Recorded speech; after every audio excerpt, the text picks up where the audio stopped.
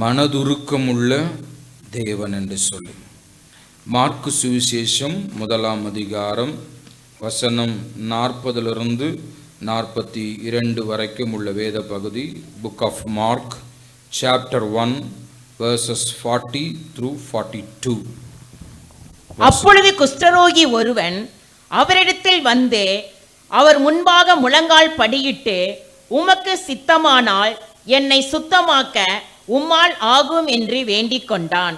இயேசு மனதுருகி கையை நீட்டி அவனை தொட்டு, எனக்கு சித்தமுண்டு, சுத்தமாகு என்றார். இப்படி அவர் சொன்னவுடனே குஷ்டரோகம் அவனை விட்டு நீங்கிற்று. அவன் சுத்தமானான். ஒரு நிமிடம் ஜெபம் செய்வோம். நல்ல பிதாவே, மை ஸ்தோத்திரிக்கிறோம். இந்த வசனத்தை தியானிக்கும் பொழுது எங்கள் உள்ளமெல்லாம் கொழுந்து விட்டெறிய உதவி செய். எங்களோடு பேசுங்க, எங்களோடு இடைப்படுங்க. உங்கள் வார்த்தையின் மகத்துவத்தை, ஆழத்தை, ரகசியத்தை, மறைபொருளை, மறைவான மன்னாவை எங்களுக்கு நீர் வெளிப்படுத்துவீராக ராஜா. ஆண்டவரே ஸ்தோத்திரிக்கிறோம். அடிமையை மறைத்து நீங்க பேசுங்க, நீங்க வெளிப்படுங்கப்பா, நீங்க இடைபடுங்கப்பா. இந்த வார்த்தைகள் ஒவ்வொருவருக்கும் பிரயோஜனமாய் இருக்கட்டும். ஆவியானவர் பேசுங்க, வெளிப்படுங்க. ஹல்லேலூயா. ஆண்டவரே, இந்த வசனம், இந்த செய்தியின் முடிவில் அநேகர் மேல உமது மனது உருக்கம் உண்டாக வேண்டும்படியா ஜெபிக்கிறோம்.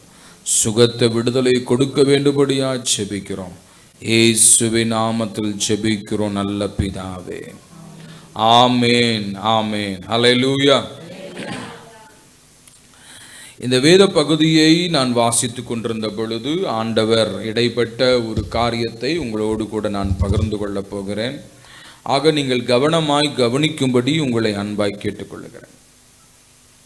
இங்கே வாசிக்கிறோம், அப்பொழுது குஷ்டரோகி ஒருவன் அவரிடத்தில் வந்து அவர் முன்பாக முழங்கால் படியிட்டு, உமக்கு சித்தமானால் என்னை சுத்தமாக்க உம்மால் ஆகும் என்று அவரை வேண்டிக் கொண்டான் என்று வாசிக்கிறோம். ஆமென். குஷ்டரோகம் என்பது ஒரு வியாதி, தோளில் ஏற்படுகிற ஒரு வியாதி. நிறைய அதாவது பள்ளி படிக்கிற மாணவர்களுக்கு மத்தியில் தொழுநோய் இருக்கிறதா என்று சொல்லி என்ன செய்வாங்க, அரசாங்கத்திலிருந்து, சுகாதாரத்துறையிலிருந்து வந்து செக் பண்ணுவாங்க. எப்படி செக் பண்ணுவாங்க? தேம்பல் போல் இருக்குதா அப்படின்னு பார்ப்பாங்க. ரவுண்டாக இருக்கும், தேம்பல் மாதிரி இருக்கும். ஊசி வச்சு குத்துனாலும் அதில் வலி இருக்காது, அது தேம்பல். அந்த தேம்பல் அப்படியே என்னாகும், நாளுக்கு நாளடைவில் அது வளர்ந்து பெருசாகி அது குஷ்டரோகமாக மாறிவிடுகிறது. ஆக அந்த தேம்பல்லாம் வந்தால் உடனே சின்னதாக இருக்கும்போதே தேமலாம், சரி ரைட்டு தேமல்ன்றாங்க. ஆக என்னன்னா, அது சின்னதாக இருக்கும் பொழுதே அதை பார்த்து சரி பண்ணினால் ஒருவேளை சரியாகிவிடும். ஆனால் அந்த வியாதி முத்தி விட்டால், குஷ்டரோகமாக மாறிவிட்டால், அந்த வியாதிக்கு மருத்துவம் கிடையாது, மருந்து கிடையாது. சரிங்களா? அந்த வியாதி தோளிலே ஏற்பட்டு அந்த தோலெல்லாம் அரித்து, குறிப்பாக அந்த நெகக்கண்கள், கை விரல்கள், கால் விரல்கள் எல்லாம் அது தின்றுவிடும். ரணமாமிசமாக மாறி அவர்கள் மரிக்க வேண்டும். இதுதான் அந்த வியாதியினுடைய தீர்வு. அந்த வியாதி குறித்து நாம் பார்க்கும் பொழுது அது ஒரு சாபத்தினால் வருகிற வியாதி என்று சொல்லலாம். சாபத்தினால் வருகிறது. வேதத்தில் நாம் பார்க்கும் பொழுது 2-3 பேருக்கு அந்த வியாதி வந்தது. எதனால் வந்தது? சாபத்தினால் வந்தது. முதல்ல பார்த்தோம் என்று சொன்னால் மிரியாம். மிரியாம் யாரு? மோசேயுடைய சகோதரி. மோசேயை காப்பாற்றினவர்கள், காப்பாற்ற உதவியாக இருந்தவர்கள். ஸோ இதை குறித்து நீங்கள் என்னாகமம் 12ஆம் அதிகாரத்திலே நீங்கள் வாசித்து பார்ப்பீர்கள் என்று சொன்னால், புக் ஆஃப் நம்பர்ஸ் சாப்டர் 12 அதில் நீங்கள் படித்து பார்த்தால், அதை படிக்க வேண்டாம், நான் சொல்கிறத கவனித்தீர்கள் என்றால் நலமாக இருக்கும். இப்போ மோசேயை கொண்டுதான் ஆண்டவர் பேசுவாரோ என்று சொல்லி பேசினார்கள். அதாவது மோசே திருமணம் பண்ணின அந்த மனைவியை வைத்து பேசுகிறார். எத்தியோப்பிய ஸ்திரியை என்ன பண்ணிட்டான்? விவாகம் பண்ணிட்டான். அதனால் இந்த மோசையை கொண்டு தான் ஆண்டவர் பேசுவாரா? எங்களை கொண்டு பேச மாட்டாரா அப்படின்னு சொல்லிட்டு மோசேக்கு விரோதமாக பேசுறாங்க. இப்போ மோசே யாரு? தேவனால் அழைக்கப்பட்டவன், தேவனால் தெரிந்து கொள்ளப்பட்டவன். இப்போ கர்த்தரால் தெரிந்து கொள்ளப்பட்ட, கர்த்தரால் அழைக்கப்பட்ட பிள்ளைகளுக்கு விரோதமாக பேசினா தீர்க்கதரிசியாக இருந்தாலும் என்ன வரும்? குஷ்டரோகம் வரும். அதனால் ஊழியக்காரர்களுக்கு விரோதமாக, தேவ பிள்ளைகளுக்கு விரோதமாக, அபிஷேகம் பண்ணப்பட்டவர்களுக்கு விரோதமாக, தெரிந்து கொள்ளப்பட்டவர்களுக்கு விரோதமாக என்ன செய்யக்கூடாது? பேசக்கூடாது. அங்கே பார்க்குறோம் மோசே, அதாவது மிரியாம் வாய்க்கு வந்தபடி பேசுகிறாங்க. ஆனால் மோசே எப்படி இருந்தாராம்? அமைதியாக இருந்தார். மோசே சாந்த குணம் உள்ளவராக இருந்தார். மோசே பூமியில் இருக்கிற அனைத்து மனிதர்களும் எப்படி இருந்தாராம்? சாந்த குணம், மிகுந்த சாந்த குணம் உள்ளவராக இருந்தார். மோசே ஒரு வார்த்தையும் பேசல. இப்போ உங்களை யாராவது ஏதாவது சொல்லிட்டு என்ன செய்வீங்க? வெகுண்டு எழுந்துருவீங்க, கடிச்சு கொதறிடுவீங்க இல்லையா, மென்னு துப்பிடுவீங்க. ஆனால் மோசே என்ன பண்ணாரு? அமைதியாக இருந்தார். இப்போ மோசே அமைதியாக இருந்ததுனால கர்த்தர் வழக்காடுகிறார். யாருக்காக? மோசேக்காக. யார் கர்த்தர். அப்போ மிரியாம் பேசினது கேட்ட உடனே கர்த்தருக்கு கடுங்கோபம் வந்தது. ஆண்டவர் வெகுண்டு எழுந்துட்டார். இப்போ தேவ பிள்ளைகளுக்கு விரோதமாக பேசினா அவங்க ஒன்றும் பண்ண மாட்டாங்க. அவங்களுக்காக யார் எழும்புவா? கர்த்தர் வெகுண்டு எழும்புவார். அல்லேலூயா. வெகுண்டு எழும்பி சொல்றாரு, மற்ற தீர்க்கதரிசிகளோட நான் சொப்பனங்கள் மூலமா, தரிசனங்கள் மூலமா பேசுவேன். ஆனால் என் தாசனாகிய மோசேயோட எப்படி பேசுவேன்? ஃபேஸ் டு ஃபேஸ், முகமுகமாய் நான் பேசுவேன். எப்படி பேசுவேன்? முகமுகமாய் நான் பேசுவேன். அல்லேலூயா. மற்றவர்களோட ஆண்டவர் சொப்பனத்தின் மூலமா, தரிசனத்தின் மூலமா பேசுவார். ஆனா மோசையோட எப்படி பேசுவாருங்க? முகமுகமாய் பேசுவேன். அப்படி நான் பேசும் பொழுது அவனுக்கு விரோதமா பேசுறீங்களேன்னு ஆண்டவர் கோபம் வந்துச்சு பாருங்க. உடனே என்னாச்சு? மிரியாமுக்கு வெண் குஷ்டம் வந்துடுச்சு இல்லையா? அந்த வசனத்தை மாத்திரம் ஆண்டவர் கோபம் வந்துச்சுன்றத அந்த கரெக்டா படிங்க. 12:9-10 படிங்க. கர்த்தருடைய கோபம் அவர்கள் மேல் மூண்டது, அவர் போய்விட்டார். மேகம் கூடாரத்தை விட்டு நீங்கி போயிற்று. மிரியாம் உறைந்த மலையின் வெண்மை போன்ற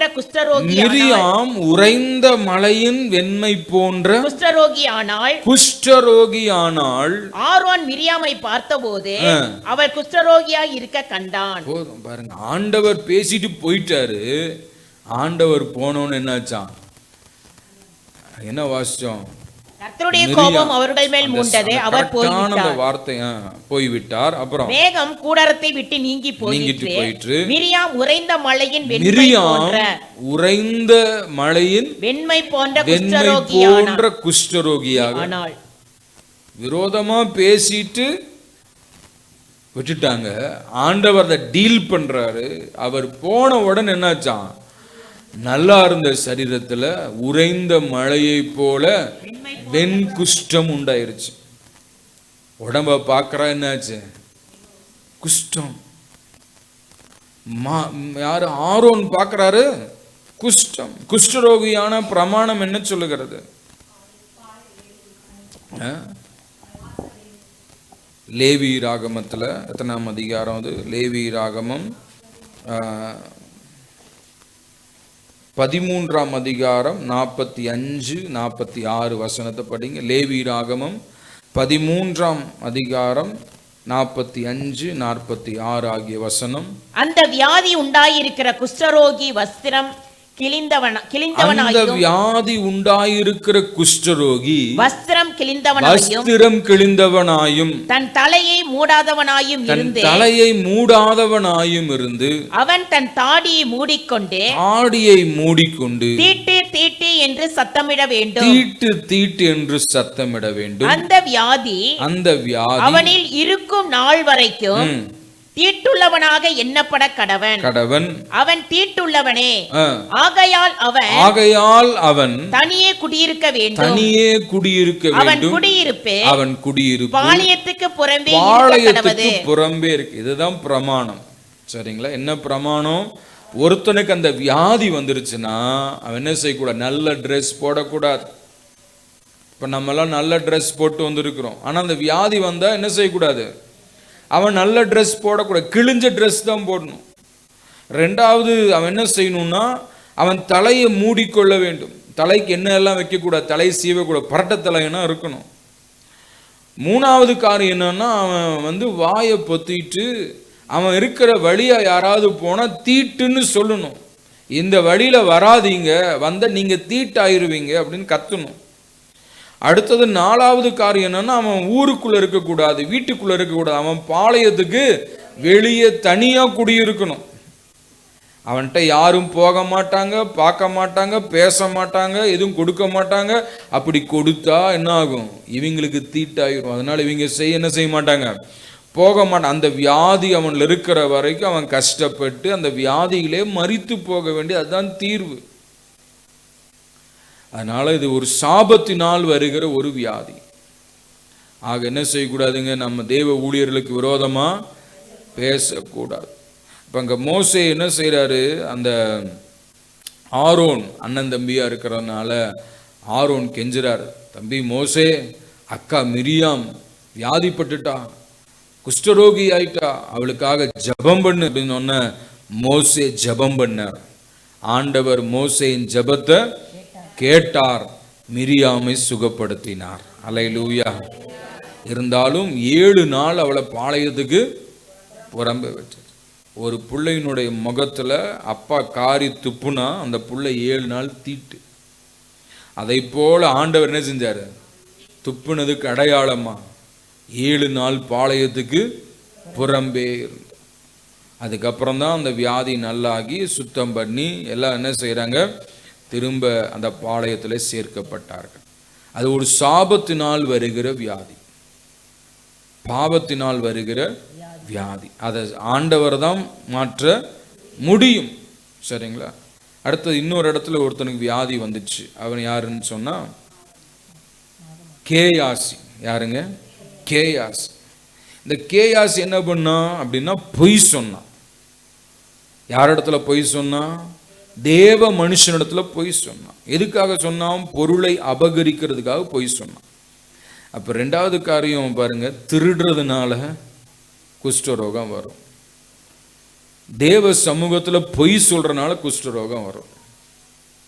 இன்னைக்கு அந்த மாதிரி வந்திருந்தா இன்னைக்கு இங்க இருக்கிற அநேகம் பேர் பாளையத்துக்கு புறம்பே தான் இருக்கணும். புரியுது உங்களுக்கு சொல்றது? இந்த கேயாசி, இந்த நாகமான் குஷ்டரோகம் நீங்கி சுகமான உடனே என்ன செஞ்சான்? வெகுமதிகளை கொண்டு வந்தான். வெகுமதிகளை கொண்டு வந்தான். ஆனா எலிசா என்ன சொன்னாரு? ஒன்றும் வேண்டாம், எல்லாத்தையும் தூக்கிட்டு போன்ட்டார். ஒன்றும் வேண்டாம், எல்லாத்தையும் எடுத்துட்டு போன்ட்டார். இதை பார்த்துட்டே இருக்கிறான் யாரு? எலிசாவுடைய வேலைக்காரன் கேயாசி. அவன் நினைக்கிறான், எஜமான் பொழைக்க தெரியாத ஆளா இருப்பாராட்டு இருக்கே, இவ்வளவு கொண்டு வந்து கொடுக்கிறாரு, ஒட்டகத்து மேலே கொண்டு வந்து அந்த சீரியா நாட்டின் உச்சிதங்கள் எல்லாம் கொண்டு வந்து கொடுக்க, ஒன்றுமே வேண்டான்றாரு அப்படின்னு நினச்சிட்டு நான் எப்படியாவது என்ன செய்வேன், ஓடி போய் அவங்ககிட்ட கொஞ்சம் வாங்கிட்டு வந்துடுவேன்.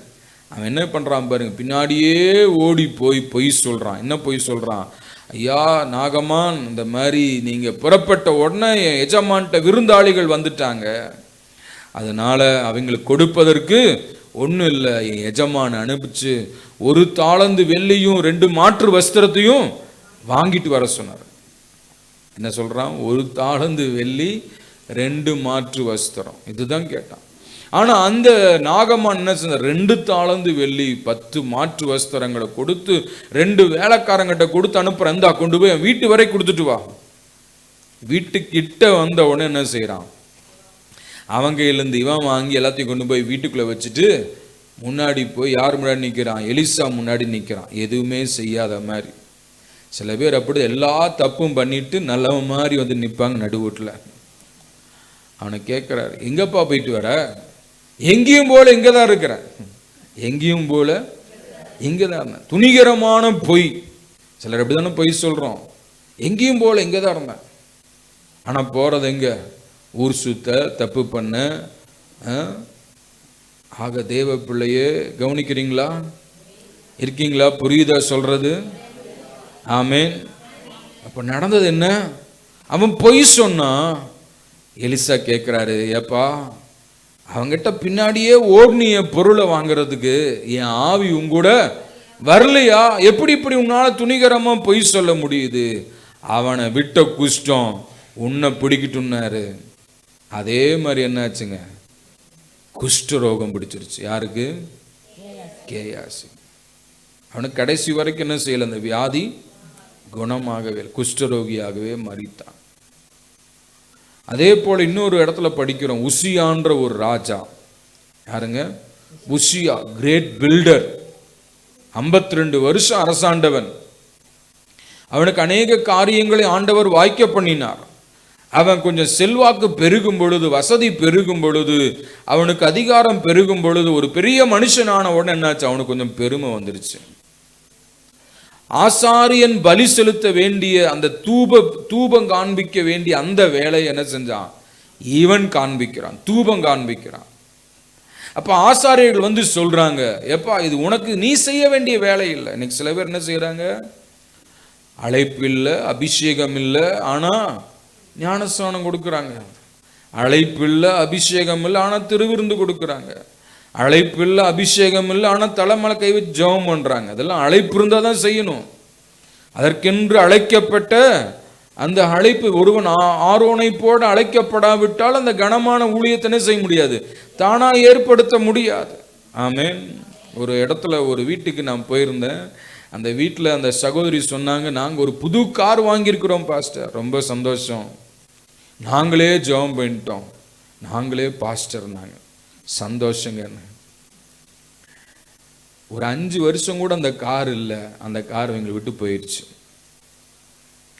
எதுக்காக சொல்றேன்னா, ஆண்டவர் ஊழியர்களை அபிஷேகித்து வைத்திருக்கிறார். அவர்கள் செய்யற வேலையை அவங்க தான் செய்யணும். ஆமென். இப்ப நீங்க செய்யற வேலையை ஊழியக்காரங்க செய்ய முடியாது. அவரவருக்கு ஆண்டவர் ஒரு வேலையை கொடுத்து அந்த வேலையை அவரவர் தான் செய்யணும். அதை நம்ம செய்யறதுக்கு அதிகாரம் இல்லை. ஆமென். ஆனா உசியா ராஜா என்ன பண்ணா, நான் பெரிய ஆளு, எனக்கு எல்லாம் தெரியும், வசதி இருக்குது, வாய்ப்பு இருக்குது, அறிவு இருக்குது, திறமை இருக்குது, நான் பெரிய பெரிய பில்டிங்ஸ் எல்லாம் கட்டி இருக்கிறேன், அதனால நானே செஞ்சிடறேன்னு தூபம் காட்டினான். ஆண்டவருக்கு என்ன? அது மாத்திரம் இல்ல, அந்த ஆசாரியர்கள் பேசும்போது அவங்க மேல கோபப்படுறான். அவன் கோபம் வருது. யாருக்கு கோபம் வரும்? மூடனுக்கு கோபம் வரும். புத்திமதியை விரும்பாதவனுக்கு கோபம் வரும். அவன் கோபப்படுறான் ஆசாரியர்கள் மேல. 2 நாளாகமத்தில் நீங்க வாசிக்கலாம். 2 நாளாகமம் 26ஆம் அதிகாரம் 19வது வசனத்திலிருந்து படிக்கும் பொழுது அங்க படிக்கிறோம். கோபம் கொண்டான். அப்பொழுது உசியா என்ன செய்யறான்? கோபம் கொண்டான். ஆசாரியர்கள் சொன்ன போது அவனுக்கு என்ன வருது? கோபம் வருது. ஊழியக்காரங்க சில வார்த்தைகளை சொல்லும் போது எப்படி வருது? கோபம் வருது. எப்படி வருது? கோபம் வருதா? ஆமென். கோபம் வருது. இவங்களுக்கு என்ன, நான் செஞ்ச இவங்களுக்கு என்ன? கோபப்படுறான். யார் இடத்துல? அது தேவனால் அழைக்கப்பட்ட தெரிந்து கொள்ளப்பட்ட தேவ பிள்ளைகளிடத்துல என்ன செய்யறான்? கோபப்படுகிறான். அவனுக்கு கோபம் வருது. அப்ப என்ன ஆகுது அந்த இடத்துல? அந்த வசனத்தை படிங்களேன். 2 நாளாகமம் 26:19 இருந்து. அப்பொழுது உசியா கோபம் கொண்டான். அவன் தூப கலசத்தை தன் கையிலே பிடித்து ஆசாரியரோடே கோபமாய் பேசுகிற போது ஆசாரியனுக்கு முன்பாக கர்த்தருடைய ஆலயத்திலே தூப பீடத்தின் முன் நிற்கிற அவனுடைய நெற்றியிலே குஷ்டரோகம் தோன்றிற்று. எங்க நிக்கிறான்? ஆலயத்துக்குள்ள நின்று ஆசாரியர்கள் செய்ய வேண்டிய வேலையை அவன் செய்யறான். ஆசாரியர்கள் கேட்ட பொழுது ஆசாரியர் மேலே கோபப்பட்டு பேசின அப்பொழுதே, ஆமென், கோபப்பட்டு பேசின அப்பொழுதே என்னாச்சான்? நெற்றியிலே குஷ்டரோகம் தோன்றிற்று. ஆமென். அல்லேலூயா. ஆக ரொம்ப பயம் இருக்கணும். ஆண்டவருடைய காரியத்தை விளையாட்ட எண்ணக்கூடாது. சபையை விளையாட்ட எண்ணக்கூடாது. ஊழியக்காரர்கள் அபிஷேகம் பண்ணப்பட்டால் விளையாட்டா எண்ணக்கூடாது. கர்த்தர் ஏற்படுத்தி வைத்திருக்கிற திட்டங்களை விளையாட்டா எண்ணக்கூடாது. விளையாட்டா என்ன வரும்? குஷ்டரோகம் வரும். அந்த குஷ்டரோகம் வந்துச்சுன்னா அது குணமாக்க முடியாது. அவன் ராஜாவா இருந்தாலும் அவன் குடியிருப்பு எங்க இருக்கணும்? வெளியே தான் இருக்கணும். அவன் ராஜாவா இருக்கும்போது ராஜ வஸ்திரம், குஷ்டரோகியாச்சுன்னா கிழிஞ்ச வஸ்திரம். ராஜாவா இருக்கும்போது சுட சுட சாப்பாடு, அரண்மனை சாப்பாடு. வெளியே இருந்தா பிச்சை சாப்பாடு தான் கிடைக்கும். தலையை மூடக்கூட, தலை மேல கிரீட வைக்கிற தலையில பனியும் குளிரும் தான் இறங்கும். அவன் சாகிற வரைக்கும் தனியாத்தான் இருந்தான். புரியுதுங்களா? தேவ பிள்ளையே, குஷ்டரோகம் ஒரு சாபத்தீடான வியாதி. பைபிளில் லேவி ராகமத்தில் படிச்சிங்கன்னா தோளில் உண்டாக குஷ்டம், வீட்டில் உண்டாகிற குஷ்டம் அப்படின்னு, வீட்லேயும் குஷ்டம் வந்துடுமா. குஷ்டம் வந்த வீட்டில் குடியிருக்க முடியாது. ஒருத்தன் குஷ்டம் வந்துருச்சுன்னா அவன் நேராக ஆசாரியன்ட்ட போய் காண்பிக்கணும். ஆசாரியன் 7 நாள் அவனை தனியாக அடைச்சி வைப்பான். திரும்ப 7 நாள் கழிச்சு பார்க்கும் பொழுது அந்த படராவது அந்த தடிப்பாவது அதிகரித்திருந்தால் அவன் குஷ்டரோகி என்று தீர்ப்பான். அது வளராமல் அப்படி இருக்குமானால் திரும்ப 7 நாள் அவனை வச்சிருப்பான். அந்த 7 நாள் முடிகிற வாரத்தில் திரும்ப செக் பண்ணி பார்க்கும்போது அப்படியே இருக்குமானால் சுத்தமானவன் என்று தீர்க்க கடவான். அப்போ என்ன செய்யணும்? அவன் தலையில் இருக்கிற முடி, உடலில் இருக்கிற முடி, எல்லா முடியும் சிரைச்சு அவன் 7 முறை குளிச்சு என்ன செய்யணும்? 7 நாள் தன்னை சுத்திகரித்து ஆசாரியனுக்கு செலுத்த வேண்டிய பலி செலுத்தி, இப்படி எல்லாம் பல ப்ராசஸ்குள்ள போய் தான் அவன் பாளையத்துக்குள்ள வர முடியும். லேவி ராகமத்தில் எல்லாம் அழகா போடப்பட்டிருக்கு. இப்போ தேவ பிள்ளை, குஷ்டம் என்பது ஒரு சாபமான வியாதி. இப்ப அந்த வியாதி வந்துருச்சு. தேசத்துல நிறைய குஷ்டரோகிகள் இருக்கிறார்கள். காரணம் என்ன? இதெல்லாம் ஆண்டவருக்கு விரோதமாய் செய்கிற சில துணிகர பாவங்களின் நிமித்தமாய் வருகிறது. அதே போல் இன்னொருத்தனுக்கு பைபிள்ல வியாதி வந்து குஷ்டம். அவன் யாருன்னு சொன்னா யோவாப். யோவாப் யாருன்னு ஒரு பெரிய படத்தளபதி. இந்த படத்தளபதி என்ன பண்ணான் தெரியுமா? அப்னேர் என்கிறவன். சவுலுடைய படத்தளபதி பேர் அப்னேர், தாவீதுடைய படத்தளபதி பேர் மோவாப். இந்த மோவாபின் தம்பியாகிய ஆசகேலை அப்னேர் என்ன செய்தான்? கொன்று போட்டான். அதனால அதை வறுமை வச்சுட்டு மனசுல வச்சுட்டே இருந்து என்ன செஞ்சான்? ஒரு குறிப்பிட்ட காலம் வரும் பொழுது அந்த அப்னேர் தாவீதை சந்திச்சுட்டு அவன்கிட்ட பேசிட்டு போறான். கொஞ்ச நேரத்துல யோவாப் வருகிறான். அப்போ அவனுக்கு செய்தி சொல்றாங்க, இந்த மாதிரி அப்னேர் வந்துட்டு போனான்ப்பான்ட்டு. உடனே என்ன செய்யறான்? ஏன் எனக்கு சொல்ல? இப்போ உடனே அவனை சந்திக்கணும்னு சொல்லி அவனை போய் பார்த்து பேசி, அவங்களோட தனியா பேசுகிறவன் மாதிரி பேசி, வா நம்ம 2 பேரும் போய் பேசிட்டு வருவனும் கூட கூட்டிட்டு போறான். போகிற வழியில் என்ன செஞ்சான்? தான் மறைத்து வைத்திருந்த பட்டயத்தை எடுத்து அவனை குத்தி கொன்று போட்டான். தாவீது அவனை பார்த்து சொல்றான், உன் வீட்டில் சாபம் இருக்குன்றான். ஆமேன். உன் வீட்டில் என்ன இருக்கும்? சாபம் இருக்கும். உன் குடும்பத்தில் குஷ்டரோகி இல்லாம இருக்கவே மாட்டான்றான். 2 சாமுவேல் 3ஆம் அதிகாரம் 28, 29 ஆகிய வசனத்தை படிங்களேன். 2 சாமுவேல் 3ஆம் அதிகாரம் 28, 29. தாவீது அதை கேட்டபோது நேரின் குமாரனாகிய அப்னேரின் இரத்தத்திற்காக என்மேலும் என் ராஜ்யத்தின் மேலும் கர்த்தருக்கு முன்பாக என்றைக்கும் பலி இல்லை. அது யோவாபுடைய தலையின் மேலும் அவன் தகப்பன் குடும்பத்தின் மேலும் சுமந்திருப்பதாக யோவாபின் வீட்டாரிலே பிரம்மியக்காரனும் குஷ்டரோகியும் கோல் ஊன்றி நடக்கிறவனும் பட்டயத்தால் விழுகிறவனும் அப்பம் குறைச்சல் உள்ளவனும் ஒரு காலும் ஒளிந்து போவதில்லை என்றான். பாருங்க, சாபத்தை கூறுவார். யாரு? தாவீது. அவன் படத்தளபதியா இருந்தாலும் அவன் ஒரு குற்றமற்ற இரத்தத்தை சிந்தினபடியினாலே, அப்னேரை கொன்று போட்டபடினால அவன் சொல்றான், உன் வீட்டில் குஷ்டரோகம் வியாதி ஒளிந்து போவதில்லைன்றான். உன் வீட்டில் குச்சி ஊனி நடக்கிறவங்க இல்லாமற் போவதில்லைன்றான். ஆக தேவ பிள்ளையே, நம்மோடு பழகினவர்கள் யதார்த்தமா இருக்கிறவங்களுக்கு விரோதமா செயல்பட்டா குடும்பத்துல சாபம் வந்துடும், வியாதி வந்துடும். இருக்கீங்களா? புரியுதா? என்னடா மனது உருக்கம்னாரு, இதெல்லாம் சொல்லிட்டு இருக்கிறாரு. சத்தியத்தை சொல்லணும்ல. அல்லேலூயா. ஆக ரொம்ப ஜாக்கிரதையா, சர்வ ஜாக்கிரதையா இருக்கணும். இருக்கீங்களா? புரியுதா? ஆமேன்.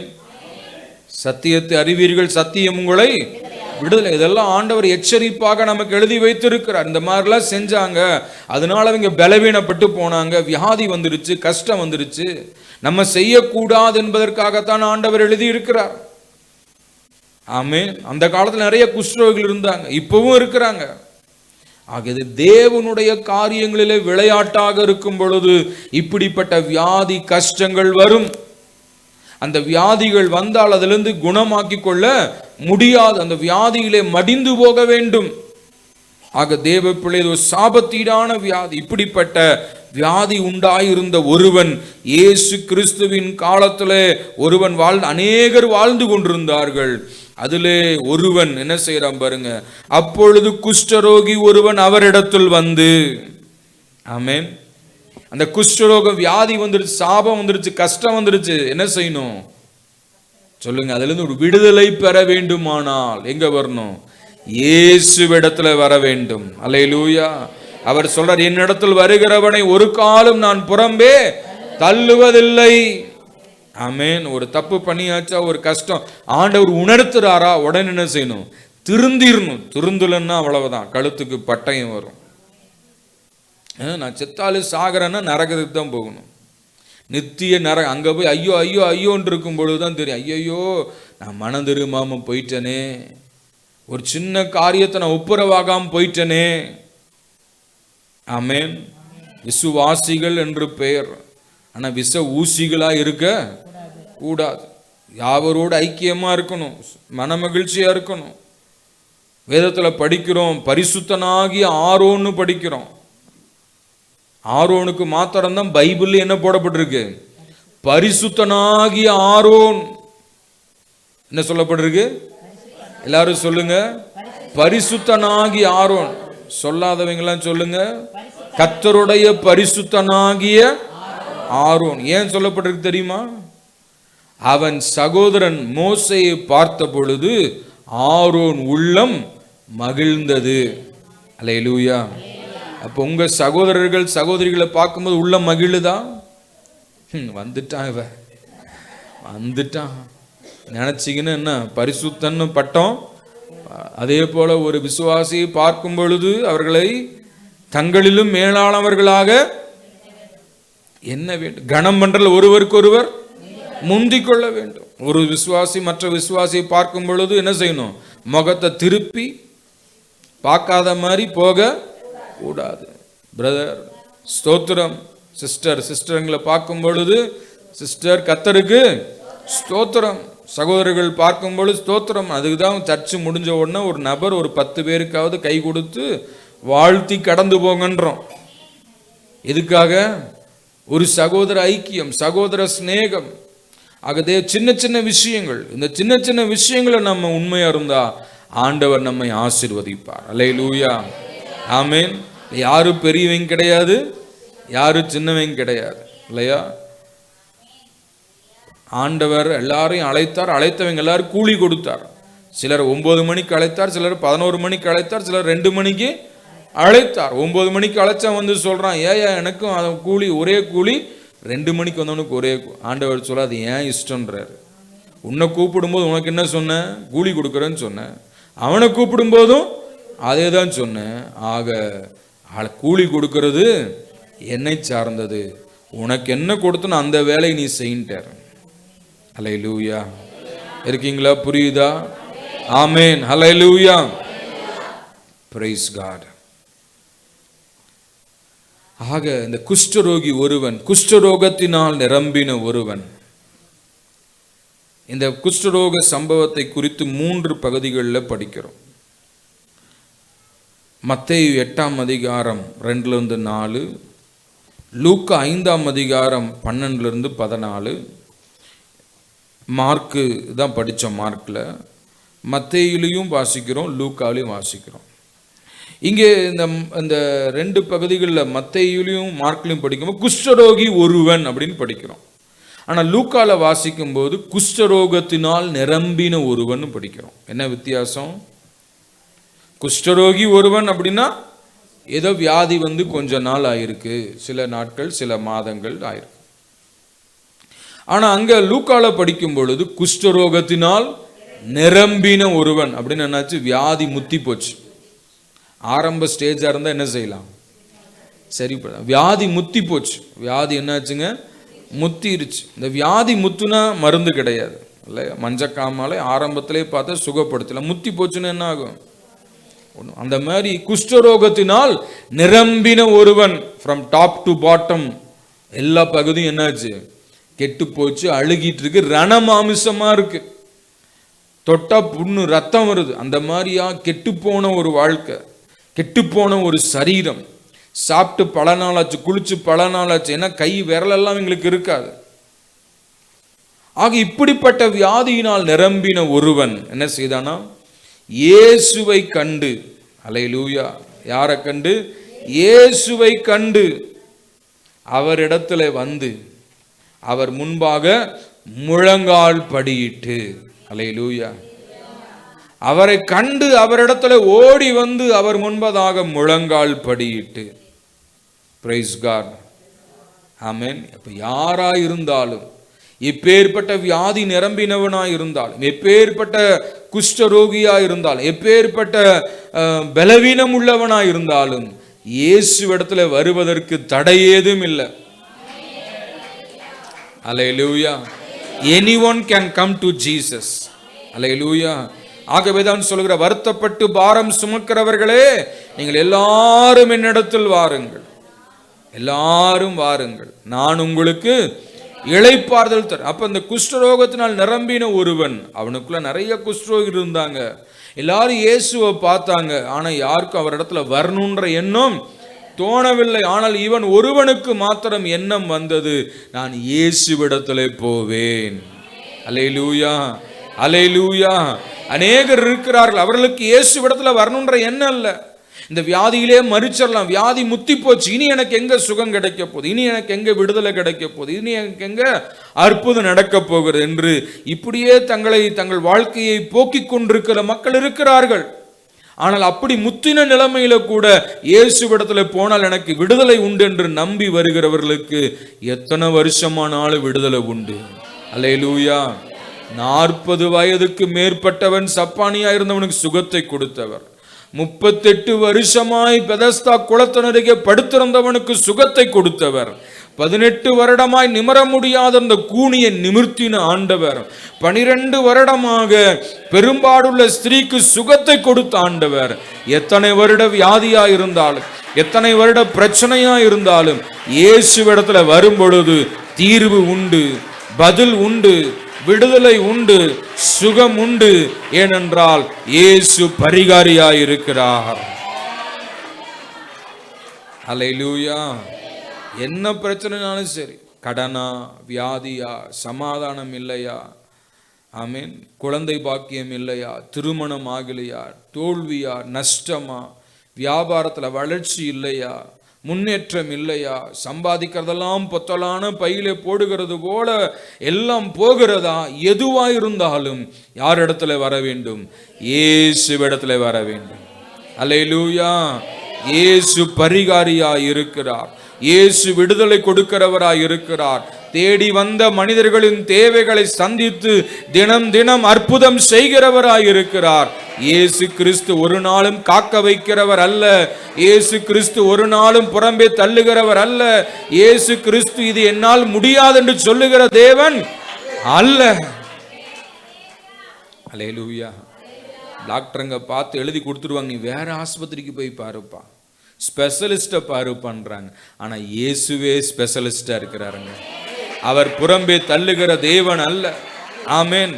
அவரால் என்னால முடியாதுன்னு அனுப்புகிற தேவன் அல்ல. What ever it may be, if at all you come to Jesus, he has answer for your problems, he has answer for your disease, he has answer for all your questions. Hallelujah. Because he is sovereign God. அவர் சர்வ வல்லமையுள்ள தேவனாய் இருக்கிறார், அவர் அற்புதங்களின் தேவனாய் இருக்கிறார். அல்லேலூயா. ஆமென். கர்த்தருக்கு மகிமை உண்டாவது. அவன் இயேசுவிடத்துல வந்து என்ன செஞ்சான், முழங்கால் படியிட்டான். ஆமென். ஆண்டவர்ட்ட வரும்போது என்ன செய்யணும், முழங்கால் படியிட. every knee shall bow and every tongue shall confess that he is God. எல்லா முழங்கால்களும் அவருக்கு முன்பாக முடங்க வேண்டும். ஒவ்வொரு நாளும் கால் எழுந்து முழங்கால்களை மடக்கி ஆண்டவர் சமூகத்துல உங்க கண்களை ஏறெடுக்கும் பொழுது அப்பா கிருபை தருவாருங்க, அப்பா வழி நடத்துவாருங்க, அப்பா பலப்படுத்துவாருங்க, அப்பா வழியை திறப்பாருங்க. அப்பா முன்னாடி முழங்கால் படியிடுகிறவன் மனுஷர் முன்பாக மண்டியிட ஆண்டவர் விடமாட்டார். அல்லேலூயா, ஆமென். ஆக தேவனிடத்துல வந்து முழங்கால் படியிடுகிறான். அது மாத்திரமல்ல, லூக்கா சுவிசேஷத்துல வாசிக்கும் பொழுது 5ஆம் அதிகாரத்துல வாசிக்கிறோம் 12வது வசனத்துல, பின்பு அவர் ஒரு பட்டணத்தில் இருக்கையில் குஷ்டரோகம் நிறைந்த ஒரு மனுஷன் இயேசுவை கண்டு முகங்குப்புற விழுந்து, அவரிடத்துல வந்து என்ன செய்தான்? முகங்குப்புற விழுந்து, ஆண்டவரே. போதும் இங்க வாசிக்கிறோம் முழங்கால் படியிட்டு. அங்கே லூக்கால படிக்கிற என்ன செய்தான்? அவன் முகங்குப்புற இயேசுவின் பாதத்திலே விழுந்து விட்டான். அல்லேலூயா, ஆமென். காலை பிடிச்சிட்டு, ஆண்டவரே என்னை ஆசீர்வதிங்க, எனக்கு சுகத்தை கொடுங்க. ஆண்டவர் காலை உதறிட்டு போகிற தேவன் அல்ல. இயேசுவின் பாதத்திலே வந்து விழுந்தான். என்ன அப்படின்னு என்ன அர்த்தம்? தன்னை ஒப்பு கொடுத்தான், சாஷ்டாங்கமாய் விழுந்தான், தன்னை அர்ப்பணித்தான், தன் ஆவி ஆத்துமா சரீரத்தை ஒப்பு கொடுத்தான். ஆக தேவ பிள்ளையே, சாட்சிக்காரன் காலில் விழுகிறத விட சண்டைக்காரன் காலில் விழுகிறது மேல்னு சொல்லும். அந்த மாதிரி ஆண்டவர் பாதத்தில் வந்து விழுந்து விட வேண்டும். என்ன பிரச்சனையா இருந்தாலும் எங்க வந்து விழணும்?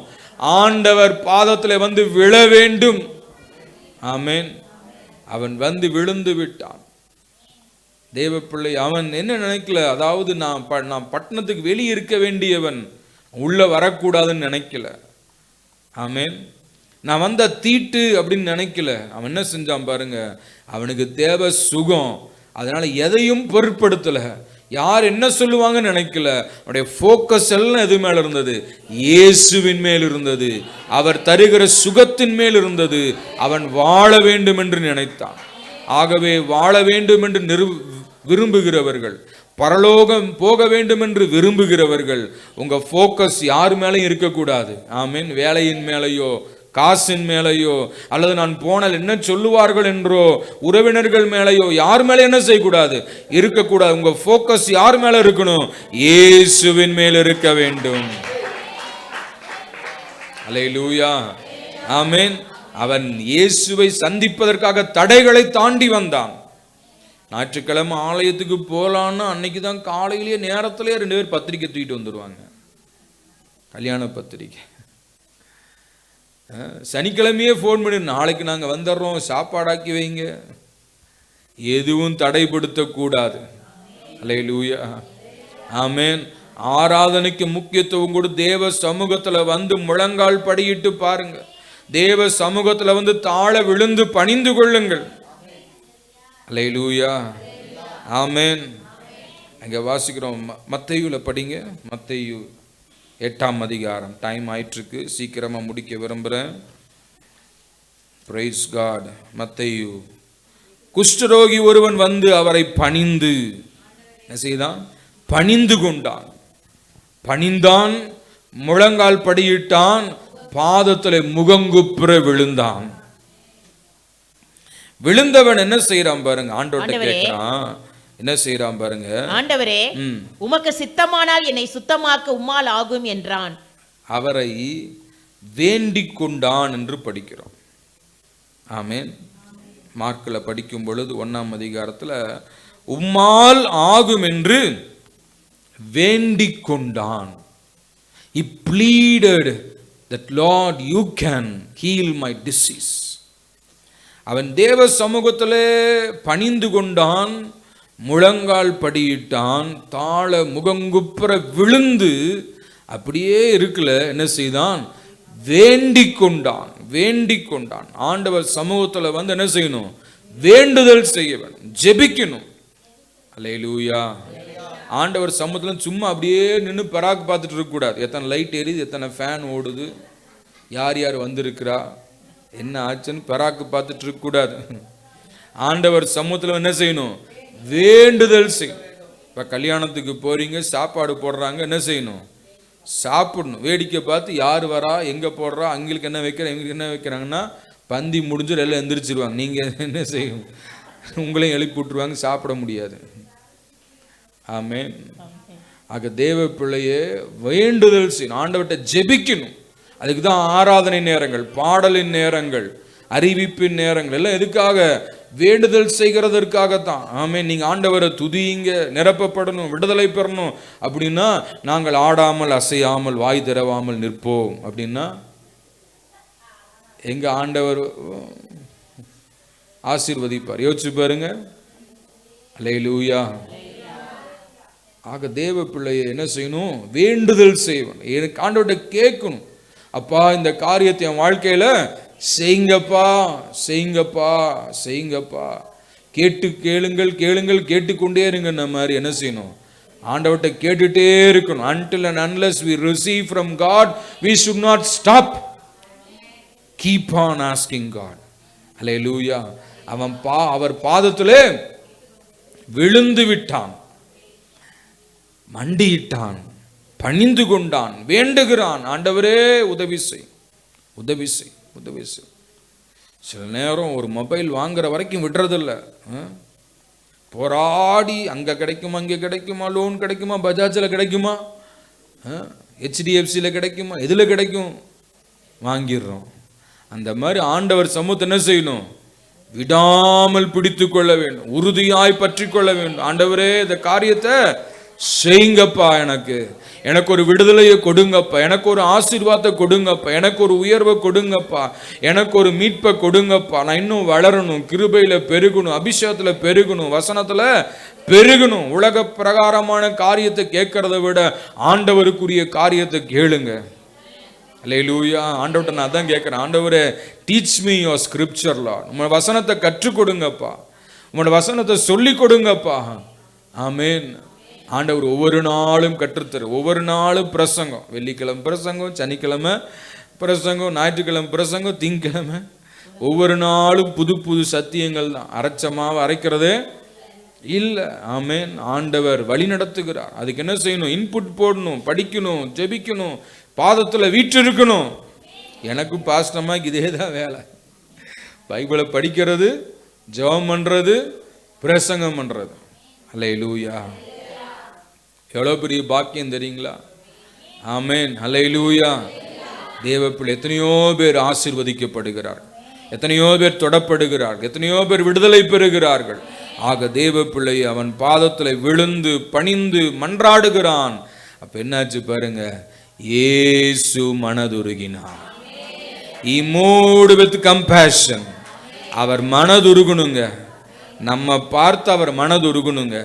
அல்லேலூயா.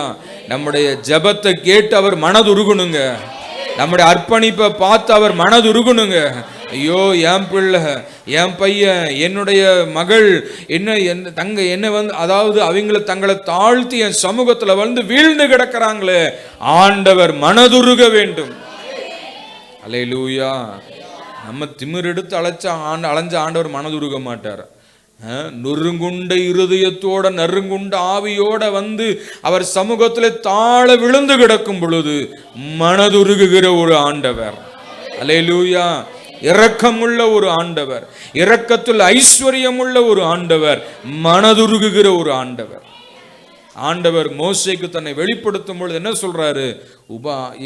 யாத்திராக 34 அதிகாரம் 6வது வசனத்துல படிச்சீங்கன்னா, ஆண்டவர் மோசே முன்பதாய் கடந்து போகும் பொழுது தன்னை பற்றி அங்கே சொல்லுகிறார், கர்த்தர் இரக்கமும் கிருபையும் நீடிய சாந்தமும் மகா தயவும் உள்ளவர். அல்லேலூயா. கர்த்தர் ஃபர்ஸ்ட் வேர்ட் என்ன சொல்றாரு? இரக்கமும். அல்லேலூயா. இரக்கமுள்ள ஒரு ஆண்டவர். எப்படிங்க? இரக்கமுள்ள ஒரு தேவன். எல்லாரும் சொல்லுங்க, இரக்கமுள்ள ஒரு ஆண்டவர். அல்லேலூயா. இரக்கமுள்ள ஒரு தேவன். ஆமே. நம்முடைய ஆண்டவர் யாருங்க? இரக்கமுள்ள தேவன். கடின நெஞ்சன் அல்ல. ஆமென். பாரா முகம் கொண்டவர் அல்ல. அவர் யாருங்க? இரக்கமுள்ள ஒரு ஆண்டவர். அல்லேலூயா. ஆமென். இரக்கமுள்ள ஒரு தேவன் இடத்துல நம்ம வரணுங்க. ஆமென். இரக்கத்தின் பிதா, இரக்கத்தில் ஐஸ்வர்யம் உள்ளவர், இரக்கத்தின் தேவன். பைபிளில் படிக்கிறோம், சங்கீதம் 86:15 படிங்க. சங்கீதம் 86:15. சீக்கிரமா, டைம் இல்லை எனக்கு. Psalm 86:15. சிறுவயது முதல் ஆனாலும் ஆண்டவரே, நீர் மன உருக்கமும் இரக்கமும் நீடிய பொறுமையும் பூரண கிருபையும் சத்தியமும் உள்ள தேவன். ஆனாலும் கர்த்தாவே, நீர் எப்படிப்பட்டவர்? மன உருக்கமும் இரக்கமும் நீடிய போதும். பூரண கிருபையும். மன உருக்கமும் இரக்கமும் நீடிய பொறுமையும். அல்லேலூயா. இப்போ சில பேருக்குலாம் பொறுமை இல்லை, பொறுமிட்டு இருக்கிறீங்க. 9 ஆயிருச்சு, இப்போதான் அவருக்கு சூடு கிளம்புது. ஆமேன். ஆனால் ஆண்டவர் எப்படிப்பட்டவருங்க? இரக்கம் உள்ளவர், நீடிய சாந்தம் உள்ளவர். அப்படியே கோபம் ஒரு நிமிஷம், அப்படியே தயவோ நீடிய வாழ்வு. நம்ம கோபம் வந்தால் எப்படி? 1 மாசமானாலும் பேசுறதில்ல. சில வீட்டில் புருஷன் முன்னாடி சண்டை வந்துடுது. வாழ்விலும் தாழ்விலும் சுகத்திலும் சுகவீனத்திலும் நானே புருஷன் நானே மனைவின்னு சொல்லி அறிவிப்பு கொடுத்துட்டு சண்டை வந்து என்ன பண்ணுறதில்ல? 1 மாதம் மூஞ்சி பார்க்கறதில்ல, பேசுறதில்ல, இழுத்துட்டு திரிகிறது, பசங்களை வச்சு பேசுறது. இப்போ சௌந்தரம் ஸ்டே வீட்டில் பிரச்சனை ஆயிடுச்சுன்னா உடனே நித்யா உங்கள் அப்பாட சொல்லு. உதாரணத்துக்கு சொல்கிறேன். பிரதர் இருக்காரா? செல்வம் இருக்கிறாரா? இருக்கிற மாதிரி தெரியலையே. டேனியல் இருக்கிறாரா? இருக்கிற மாதிரி தெரியலையே. ஜபராஜ் இருக்கிறாரா? எல்லாம் ஆப்சென்ட்.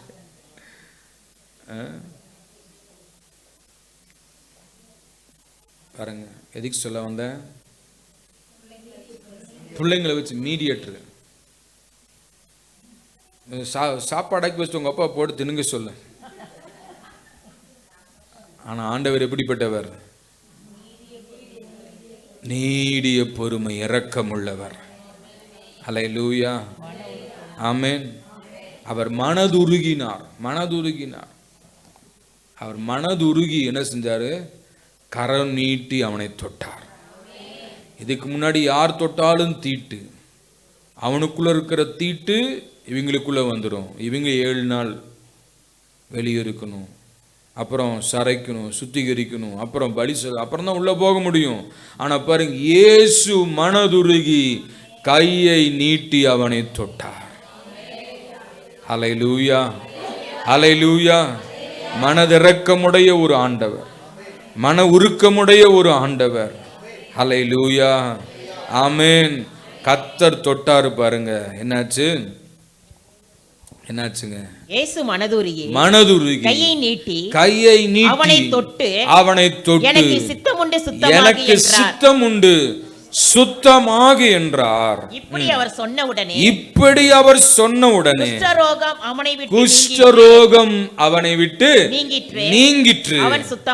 அவன் சுத்தமானான். கரங்களை தட்டி ஆண்டவரை மகிமைப்படுத்துங்க. ஹல்லேலூயா, ஹல்லேலூயா, ஹல்லேலூயா. அவருக்கு சித்தம் உண்டு. என்ன சித்தம் உண்டு? உங்களை ஆசீர்வதிக்க சித்தம் உண்டு, விடுதலை கொடுக்க சித்தம் உண்டு, ஆமென். சுகமாக்க சித்தம் உண்டு, ஆமென். எனக்கு சித்தம் உண்டு, சுத்தமாக. ஹல்லேலூயா, ஹல்லேலூயா. வார்த்தை பிறகு ஆண்டவர் கரத்தை நீட்டினார், வார்த்தை அனுப்பினார். நடந்தது என்ன? நிரம்பின குஷ்டரோகி சுகமானான். ஹல்லேலூயா. அற்புதங்கள் நடந்தது, வழி திறந்தது. அவன் எங்க நுழைஞ்சிட்டான்? பாளையத்துக்குள் பிரவேசித்தான். ஹல்லேலூயா. அவனை பார்த்து ஆண்டவர் சொன்னாரு, go and show to yourself to the priest. நீ போய் உன்னை ஆசாரியனுக்கு காண்பித்து நீ செலுத்த வேண்டிய காணிக்கைய பலியை செலுத்தி அதுக்கப்புறம் எங்க போ? பாளையத்துக்கு போ, வீட்டுக்கு போ. ஹல்லேலூயா. ஆக தேவ பிள்ளை, ஆண்டவர் அற்புதங்களை செய்யும் பொழுது அவருக்கு செலுத்த வேண்டிய காணிக்கைகளையும் பலியும் என்ன செய்யணும்? செலுத்தணும். அற்புதங்களை பெற்று அப்படியே போயிடுவோம்னு நினைக்கிறாங்க. அப்படி அல்ல. ஆண்டவர் அற்புதங்களை செய்யும் பொழுது நன்றியாக நாம் கர்த்தருக்கு காணிக்கைகளை செலுத்தணும், பலி செலுத்தணும். ஆமென். அப்பதான் அவர் நாமம் மகிமைப்படும். தேவ பிள்ளை, அவர் மனதிருக்கமுடைய ஒரு ஆண்டவர். மன உருக்கத்தை பற்றி நிறைய சொல்லணும். அவர் பாருங்க, திரளான ஜனங்களை பார்த்த பொழுது மனதுருகினார். அவரை பின்பற்றி வந்த குஷ்டரோகிகளை பார்த்த பொழுது மனதுருகினார். நாயினூர் விதவையை பார்த்த பொழுது ஆண்டவர் மனதுருகினார். அவர் மனதுருக்கமுடைய ஆண்டவர்.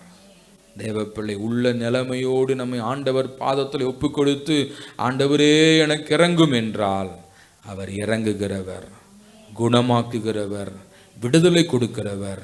இன்றைக்கும் அவர் ஜீவித்து கொண்டிருக்கிறார். இன்றைக்கும் அவர் அற்புதங்களை செய்து கொண்டிருக்கிறார். இந்த ஜெபத்திற்கு வந்திருக்கிற உங்கள் மேல், உங்கள் குடும்பத்தின் மேல், உங்கள் பிள்ளைகள் மேல் அவர் மன இரக்கமுடையவராய் இருக்கிறார். அவருடைய இரக்கத்துக்கு முடிவே இல்லைங்க. அவருடைய அன்புக்கு அளவே இல்லைங்க. அவர் பாதத்துல வந்து விழுந்து, அப்பா என்னை காப்பாற்றுங்க, எனக்கு விடுதலை கொடுங்க, எனக்கு சுகத்தை கொடுங்கன்னா கண்டிப்பா கொடுப்பாருங்க. அநேக குஷ்டரோகிகள் இருந்தாங்க, அவங்களுக்கு சுகம் கிடைக்கல. ஆனால் இயேசுவிடத்துல வந்தவனுக்கு சுகம் கிடைச்சது. அநேகம் பிரச்சனையோடு இருக்கலாம், ஆண்டவர்கிட்ட சொல்லாத வரைக்கும் விடுதலை இருக்காது. தேவனிடத்துல சொன்னால் கர்த்தர் என்ன செய்வாருங்க? விடுதலை கொடுத்து நம்மை வாழ வைக்கிறவராய் இருக்கிறார் என்று சொல்லி இந்த வார்த்தைகளை நிறைவு செய்கிறேன். கர்த்தர் நாமம் மகிமைப்படுவதாக.